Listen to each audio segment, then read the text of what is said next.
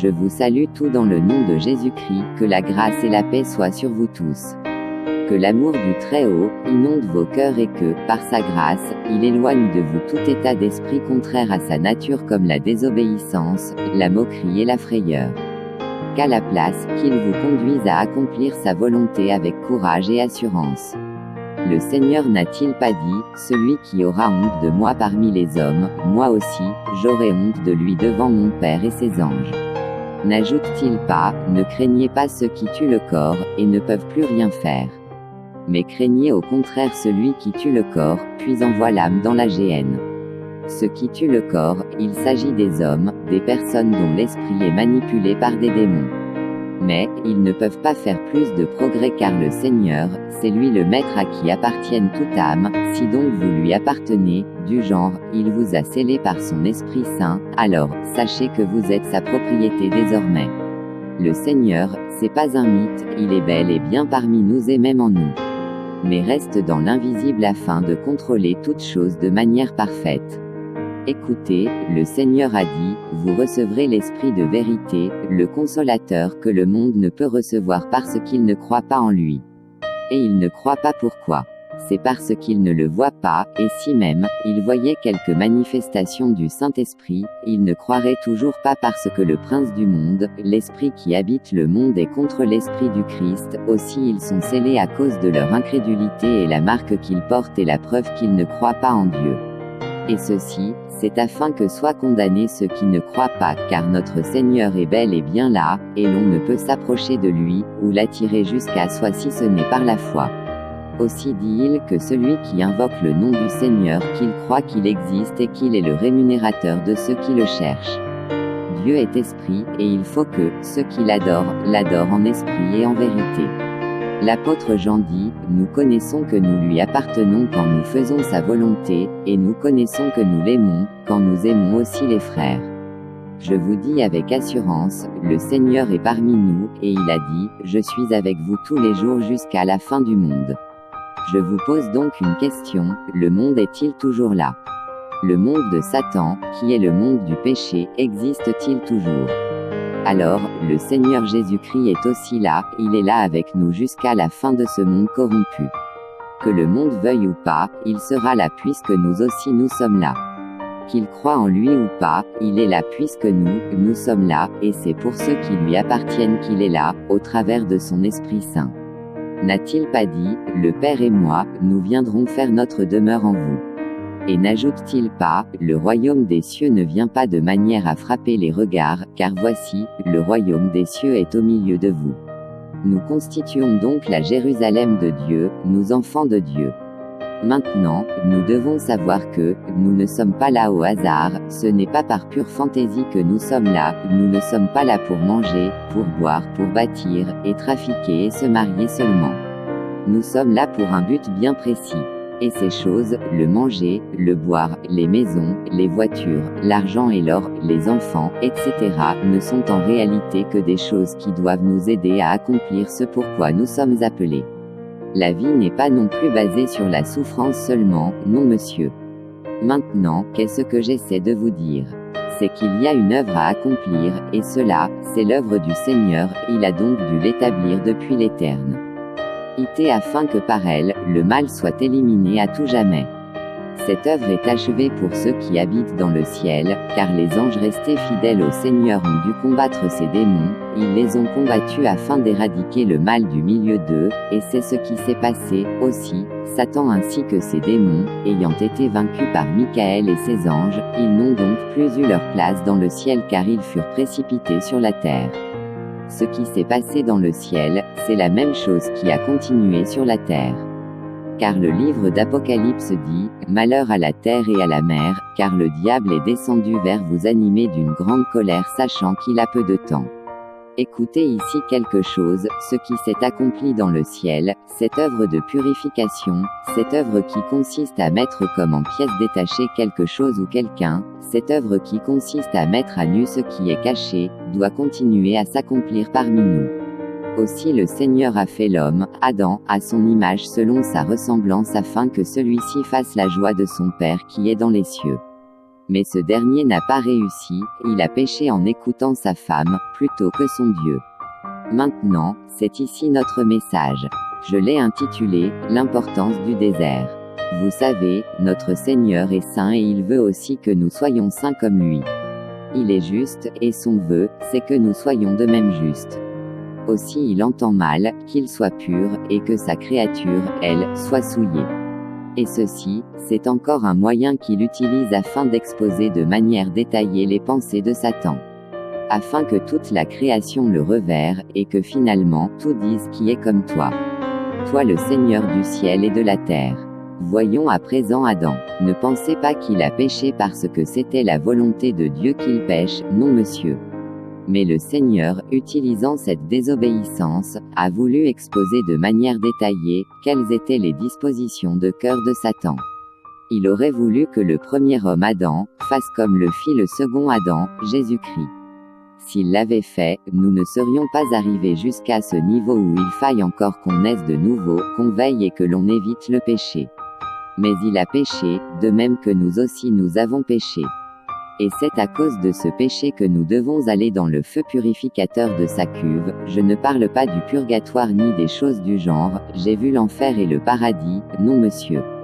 Car ces choses ne sont rien d'autre que la ruse et le mensonge de Satan pour tromper l'humanité. Maintenant, écoutez ici quelque chose. Pourquoi les enfants d'Israël sont-ils passés dans le désert ? C'est parce que, vivant en Égypte, ils se sont accoutumés aux rythmes et pratiques des Égyptiens, ils ont aimé l'Égypte et ses idoles, et en ce qui concerne leur Dieu, ils n'en savaient plus rien. Maintenant, lisons ici quelque chose.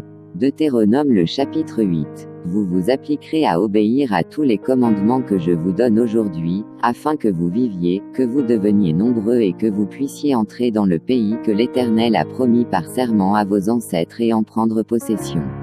N'oublie jamais tout le chemin que l'Éternel ton Dieu t'a fait parcourir pendant ces 40 ans dans le désert afin de te faire connaître la pauvreté pour t'éprouver. Il a agi ainsi pour découvrir tes véritables dispositions intérieures et savoir si tu allais, ou non, obéir à ses commandements. Oui, il t'a fait connaître la pauvreté et la faim, et il t'a nourri avec cette manne que tu ne connaissais pas et que tes ancêtres n'avaient pas connue. De cette manière, il voulait t'apprendre que l'homme ne vit pas seulement de pain, mais aussi de toute parole prononcée par l'Éternel.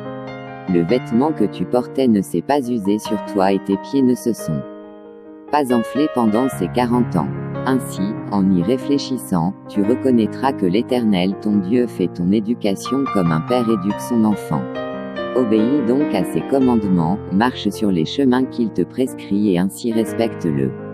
Car l'Éternel ton Dieu va te faire entrer dans un bon pays, un pays plein de cours d'eau, de sources et de nappes souterraines qui s'épandent dans la plaine et la montagne. C'est un pays où poussent le froment et l'orge, la vigne, les figuiers et les grenadiers, un pays d'oliviers, d'huile et de miel. Où tu ne mangeras pas parcimonieusement, un pays où tu ne manqueras de rien, dont les roches contiennent du fer, et où tu pourras extraire du cuivre des montagnes. Ainsi, tu jouiras de ces biens, tu mangeras à satiété, et tu béniras l'Éternel ton Dieu pour le bon pays qu'il t'aura donné. Garde-toi d'oublier l'Éternel, ton Dieu, et de négliger d'obéir à ses commandements, à ses ordonnances et à ses lois que je te donne aujourd'hui. Si tu manges à satiété, si tu te construis de belles maisons et que tu y habites. Si ton gros et ton petit bétail se multiplient, si ton argent et ton or s'accumulent, si tous tes biens s'accroissent. Prends garde de ne pas céder à l'orgueil et d'oublier l'Éternel ton Dieu, qui t'a fait sortir d'Égypte, du pays où tu étais esclave. Qui t'a conduit à travers ce vaste et terrible désert peuplé de serpents venimeux et de scorpions, dans des lieux arides et sans eau où il a fait jaillir pour toi de l'eau du rocher le plus dur. Dans ce désert, il t'a encore nourri en te donnant une manne que tes ancêtres ne connaissaient pas. Il a fait tout cela afin de te faire connaître la pauvreté et de te mettre à l'épreuve, pour ensuite te faire du bien. Prends donc garde de ne pas te dire, c'est par mes propres forces et ma puissance que j'ai acquis toutes ces richesses. Souviens-toi au contraire que c'est l'Éternel ton Dieu qui te donne la force de parvenir à la prospérité et qu'il le fait aujourd'hui pour tenir envers toi les engagements qu'il a pris par serment en concluant alliance avec tes ancêtres. Mais si vous en venez à oublier l'Éternel votre Dieu, et à rendre un culte à d'autres dieux, à les servir et à vous prosterner devant eux, je vous avertis aujourd'hui que vous périrez totalement. Vous périrez comme les nations que l'Éternel votre Dieu va faire périr devant vous, parce que vous ne lui aurez pas obéi. Avez-vous bien écouté ce récit? Il dit, l'Éternel t'a fait souffrir de faim et de soif afin de t'apprendre que, l'homme ne vivra pas de pain seulement, mais de toute parole qui sort de la bouche de l'Éternel. Il ajoute, l'Éternel t'a éprouvé en te faisant traverser dans ce désert affreux, tu n'as pas eu à devoir changer ton vêtement, ni tes souliers, tu es resté avec eux sur toi pendant 40 années. Il t'a fait subir la pauvreté et t'a conduit sur le sentier où se trouvaient les serpents brûlants et les scorpions, afin de connaître quelles étaient les dispositions de ton cœur. Si oui, ou non, tu garderais ses commandements. Voyez-vous, d'abord une leçon, ensuite une épreuve. Le Seigneur notre Dieu est un grand Dieu. Il fait tout cela dans l'invisible, et ses œuvres se laissent voir comme à l'œil nu. Vous pouvez avoir quelques expériences spirituelles avec lui, mais jamais vous ne le verrez, c'est lui qui est dans tout ce qui vit, ou tout ce qui est vivant, c'est le Dieu saint et juste. Donc, pour entrer en contact avec lui, il n'y a qu'un seul moyen, la foi, il faut croire qu'il existe et qu'il est saint et juste. Aussi l'apôtre Jean dit, reconnaissez que quiconque pratique la justice est né de lui. Maintenant, il a une œuvre qu'il doit achever, c'est une œuvre de purification de la terre. Cette œuvre n'a autre but que de sanctifier et purifier ce qui a déjà été souillé afin de le remettre en bon état comme cela se doit. Et pour cela, il nous faut la connaissance qui conduit à la vie, et non pas celle qui conduit à la mort, cette connaissance du bien et du mal. Rappelez-vous, dans le jardin d'Éden, il y avait 2 arbres. L'arbre de la connaissance du bien et du mal, ainsi que l'arbre de la vie. L'arbre de la vie donne la vie à quiconque mange de ses fruits, tandis que, l'arbre de la connaissance du bien et du mal, conduit à la mort pour quiconque mange de ses fruits. Le Seigneur Jésus-Christ, la parole vivante du Dieu très haut, est cet arbre de la vie. Car il a dit, celui qui ne mange mon corps, et qui ne boit mon sang ne peut avoir la vie éternelle.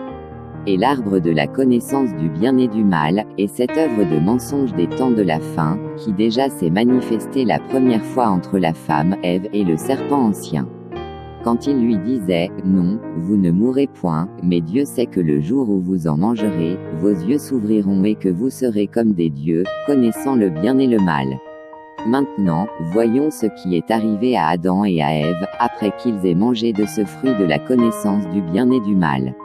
Les Saintes Écritures disent, Adam et Ève furent chassés du jardin d'Éden afin qu'ils cultivent la terre où ils furent pris. Maintenant, voyons ici un instant la cuve de notre Dieu, ce désert où l'homme fut conduit afin d'être éprouvé, épuré puis blanchi. Regardons ce magnifique désert affreux et effrayant. Ô magnifique désert! Terrible et affreux désert qu'est la vie des hommes selon le temps de vie qui leur est donné, selon le nombre des années que le Très-Haut a assigné à chacun, selon les jours de vanité que le Seigneur lui a donnés. Il a dit à l'homme et à la femme, allez et multipliez-vous, et remplissez la terre. Écoutez ici quelque chose, écoutez cette histoire. Imaginez un grand sac de maïs en période de récolte, le maïs dans le sac étant déjà égrené, un ennemi est arrivé là avec une eau sale dans un seau, et a versé de cette boue dans le sac de maïs. Ainsi, tout le maïs fut infecté à cause de la saleté de la boue. Quand le propriétaire revint, il constata que le maïs tout entier était infecté à cause du poison que l'ennemi avait versé dans le sac de maïs. Pour ne pas gaspiller sa récolte, il prit une grande cuve d'eau, et y a versé le sac de maïs dans le but de le laver et le purifier de sa saleté dont il s'était rendu coupable. Mais, voici que certaines graines de maïs ont dit, non. Nous ne voulons pas que tu nous laves, nous préférons rester avec notre boue sur nous, car nous avons peur de ta cuve d'eau, nous risquerions être noyés dans cette eau. Le propriétaire du champ, celui à qui appartenait le maïs, était un homme gentil, et il donnait à tous la liberté de choisir ce qui lui convenait. Il dit donc à ceux qui refusèrent d'être lavés, si je ne vous lave, vous n'aurez aucune place dans mon grenier. Alors, ceux-ci répondirent, nous ne voulons pas être lavés, car tu risques nous noyer dans l'eau de ta cuve. Ainsi, ils ne firent point confiance en leur propriétaire, et préférèrent rester là, abandonnés à eux-mêmes dans le champ. L'ennemi du maître du champ revint par là, et vit que le maître n'avait pas emporté tout le maïs, mais qu'il restait là certaines graines qui n'avaient pas voulu être lavées. Alors, il est allé prendre ses frères, ils sont tous arrivés là, et ont foncé avec fureur sur le maïs qui n'avait pas voulu être lavé, et ils s'en sont emparés, pour en faire ce qu'ils voulaient. N'est-ce pas l'ange du Seigneur qui dit à l'apôtre Jean, « La bête que tu as vue était, elle n'est plus mais elle reparaîtra ». Maintenant, pensez-vous que, lorsque le Seigneur Dieu dit à l'homme et à sa femme, « Allez et multipliez-vous », pensez-vous que c'est pour les voir périr qu'il les demande d'aller se multiplier? Ou bien, pensez-vous qu'il leur demande de se multiplier pour un simple plaisir sexuel? Non monsieur, le Seigneur ne veut la perte d'aucun homme. Et c'est la raison pour laquelle il a donné à l'homme ce commandement, instruis l'enfant selon la voie qu'il doit suivre, quand il sera grand, il ne s'en détournera pas. Et c'est aussi la raison pour laquelle le peuple juif est aimé par Dieu à cause de leur père, Abraham, Isaac et Jacob. Car ces illustres personnes ont fait avec leur descendance ce que Dieu le Père attend de chaque personne qui s'unit par le mariage. Et ce qu'ils ont fait, ils ont appris à leurs enfants la voie du Seigneur. De même aussi, nous sommes aimés de Dieu à cause de Jésus-Christ notre Seigneur et Sauveur. Maintenant, voyons ici quelque chose. Nous étions tous en Adam, nous étions tous dans ses reins quand celui-ci désobéissait au commandement du Seigneur. Et nous étions là tels des graines de maïs dans un sac. Mais il fallut à présent, à cause du péché, mettre en pièces détachées le produit fini, de même que le moteur d'une voiture peut être démonté par le mécanicien dans le but d'y rechercher le problème, afin de le corriger. Le péché, étant entré dans le monde, a affecté la création tout entière, aussi, les hommes de toutes les époques furent infectés à cause de lui. Le maître du champ est arrivé là sur les lieux, et a demandé à l'homme, qu'as-tu fait? As-tu mangé de l'arbre dont je t'avais interdit de manger? Et l'homme a dit, la femme m'en a donné, et j'en ai mangé. Le maître lui a dit, parce que tu l'as fait, la terre sera maudite. Donc, la terre sur laquelle nous vivons, ainsi que celle dans laquelle nous habitons, a déjà été maudite, et est destinée à être lavée, épurée puis blanchie. Aussi le Seigneur Jésus-Christ a dit, la chair et le sang ne peuvent hériter le royaume des cieux. Maintenant, commençons par la terre sur laquelle nous nous tenons. Elle a déjà été lavée par les eaux du déluge, elle a également été purifiée par le sang du Christ, ce sang qu'il a versé sur le mont Golgotha dans un esprit éternel. Aussi un soldat lui a transpercé le côté avec une lance, afin de témoigner cette œuvre de purification, et de l'eau mêlée de sang sont sorties de son côté. À présent, elle ne lui reste plus qu'un baptême, le baptême de feu afin de la blanchir de toutes ses abominations et qu'enfin, qu'elle soit ainsi renouvelée. Maintenant, voyons à présent la cuve dans laquelle l'homme fut plongé. Cette cuve, c'est sa vie à lui, c'est sa propre vie durant le nombre des années qui lui sont assignées par le Très-Haut. Va-t-il vivre 10 ans, c'est là sa cuve. Vivra-t-il 50 années? Ces jours de vanité lui sont accordés non pas pour un quelconque gaspillage, au travers d'une vie de péché, non monsieur. Mais, c'est la cuve de Dieu, car durant les jours de vanité que le Très-Haut lui accorde, il sera éprouvé, afin que le Très-Haut sache quelles sont les dispositions de son cœur. C'est aussi par là que le Seigneur le pèse sur sa balance, aussi est-il pesé léger ou lourd, cela dépendra de lui. Cela dépendra de lui du fait qu'il a reçu de Dieu le droit de choisir, et c'est en fonction des choix qu'il fera pour sa vie, qu'il sera aussi, soit sauvé, soit condamné. La vie du quotidien est vraiment la cuve dans laquelle le Seigneur veut nous laver, cependant, il faudra lui faire confiance, il faudra que l'homme croie en lui pour pouvoir lui donner sa vie. Il faudra qu'il s'humilie et reconnaisse qu'il est incapable de se sauver lui-même, qu'il est incapable de se débarrasser de cette boue, cette saleté qu'est le péché, et donc qu'il a besoin du Maître qui sait si bien s'y prendre, quand il s'agit de laver l'homme des souillures de son corps. Il a donc mis l'humanité en pièces détachées et l'a versée dans sa cuve afin de la fouler. Certains sont condamnés, car ils ont refusé de croire en lui et ils ont dit, notre vie, nous la dirigerons nous-mêmes, nous n'avons donc pas besoin que tu viennes nous laver. Ils sont restés là abandonnés à eux-mêmes, jusqu'au jour où l'ennemi du maître de la maison revint, celui qui jadis avait conduit le premier homme dans la boue, la désobéissance. Il revint là avec ses frères, et ils constatèrent avec étonnement et joie que certains hommes avaient refusé de se faire laver par le sang de l'agneau, qu'ils avaient refusé de s'engager dans les voies du Seigneur, mais qu'ils étaient restés là, dans leur rébellion, vivant selon le train de ce monde et plongés dans les plaisirs mondains. Ils s'en sont réjouis, et ont fondu sur ces hommes qui n'avaient pas le sceau de Dieu sur leur front, et en ont fait ce qu'il leur plaisait. Aussi, la dernière condition d'une telle personne est devenue pire que la première. Aussi, je vous envoie ces messages, afin que vous croyiez qu'il n'a été donné aux hommes aucun autre nom par lequel ils doivent être sauvés, si ce n'est le nom de Jésus-Christ. Maintenant, revenons à présent sur cet ordre, allez et multipliez-vous. Aujourd'hui, l'on l'emploie à tort et à travers dans le but de justifier notre vie de débauche et d'adultère. Mais, c'est encore là une œuvre de cette race de serpents, dans le but d'égarer les hommes, les conduisant sur le sentier du péché. Si le Seigneur a permis l'union entre l'homme et la femme, c'est toujours dans un seul but, sauver le plus de gens possible.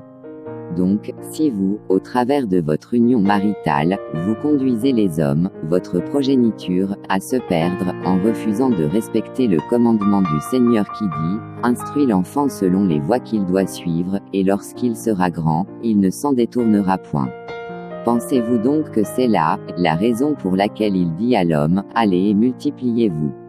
Maintenant, lisons un passage. Le premier épître de Paul aux Corinthiens, le chapitre 7 du 12e verset au 14e. Aux autres, ce n'est pas le Seigneur, c'est moi qui dis, si un frère a une femme non croyante, et qu'elle consente à habiter avec lui, qu'il ne la répudie point. Et si une femme a un mari non croyant, et qu'il consente à habiter avec elle, qu'elle ne répudie point son mari.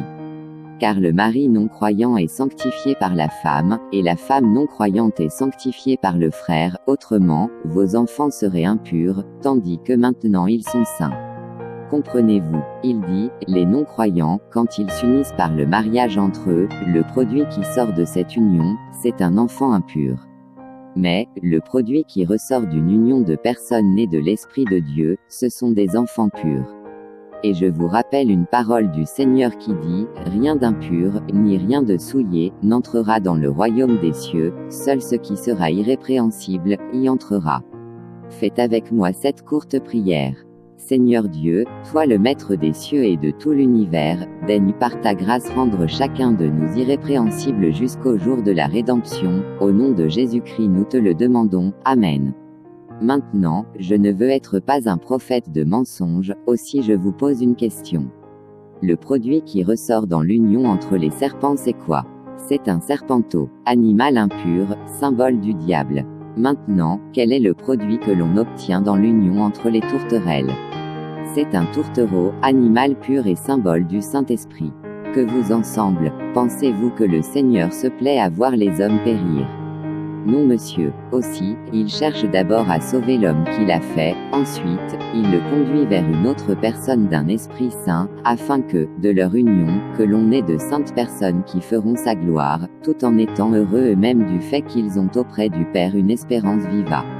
NTE, qu'ils seront avec le Seigneur dans les cieux, après avoir accompli sur terre ce pourquoi ils furent appelés. C'est ce symbolisme qui s'est accompli avec Adam et Ève. Le Seigneur veut que nous soyons libres et heureux, mais cela n'est pas possible avec le péché, il nous faut donc accepter la cuve du Seigneur car lui seul peut nous donner le bonheur dont nous avons besoin. Quand il demande donc à l'homme et à sa femme d'aller se multiplier, c'est dans le but de mettre une séparation entre l'ivraie et le blé. C'est afin que soient sauvés tous ceux qui veulent être sauvés et qui croient que Jésus-Christ le Seigneur est capable de les sauver, qu'ainsi, que sa maison soit pleine. Le livre de l'Apocalypse ne nous révèle-t-il pas ceci? Après cela, je regardais, et voici, il y avait une grande foule, que personne ne pouvait compter, de toute nation, de toute tribu, de tout peuple, et de toute langue. Ils se tenaient devant le trône et devant l'agneau, revêtus de robes blanches, et des palmes dans leurs mains. Et ils criaient d'une voix forte, en disant, le salut est à notre Dieu qui est assis sur le trône, et à l'agneau. Et tous les anges se tenaient autour du trône et des vieillards et des 4 êtres vivants, et ils se prosternèrent sur leurs faces devant le trône, et ils adorèrent Dieu. en disant « Amen ». La louange, la gloire, la sagesse, l'action de grâce, l'honneur, la puissance, et la force, soient à notre Dieu, au siècle des siècles. Amen. Et l'un des vieillards prit la parole et me dit, ceux qui sont revêtus de robes blanches, qui sont-ils, et d'où sont-ils venus? Je lui dis, mon Seigneur, tu le sais. Et il me dit, ce sont ceux qui viennent de la grande tribulation, ils ont lavé leurs robes, et ils les ont blanchies dans le sang de l'agneau. C'est pour cela qu'ils sont devant le trône de Dieu, et le servent jour et nuit dans son temple. Celui qui est assis sur le trône dressera sa tente sur eux. Ils n'auront plus faim, ils n'auront plus soif, et le soleil ne les frappera point, ni aucune chaleur. Car l'agneau qui est au milieu du trône les paîtra et les conduira aux sources des eaux de la vie, et Dieu essuiera toute larme de leurs yeux. Apocalypse 7. Pensez-vous donc toujours que, le commandement qui dit, allez et multipliez-vous, c'est pour un simple plaisir sexuel? Non monsieur, et si vous le pensez toujours, alors, dites-moi pourquoi le Seigneur a dit, à la résurrection, les hommes ne prendront plus de femmes, ni de femmes, ne prendront plus de maris. Car, à la résurrection, les hommes seront comme les anges. Comprenez donc ce pourquoi vous êtes là, et pourquoi il vous faut faire des enfants. Si vous devez en faire pour les voir se perdre, alors il ne vous est pas avantageux de le faire car leurs sangs retomberont sur votre tête, du fait que vous n'avez pas respecté le commandement du Seigneur. Et leurs sangs retomberont sur eux-mêmes, du fait qu'ils ont suivi à leur tour le chemin d'égarement de leurs parents et n'ont fait aucun cas du commandement du Seigneur. Que puis-je encore vous dire? Vous êtes mes bien-aimés, vous enfants de Dieu, et vous êtes mes frères de chair, vous habitants de la terre, et tout, nous vous aimons. Mais, le Seigneur vous aime encore plus. Qu'il vous bénisse tous au nom de Jésus-Christ, Amen.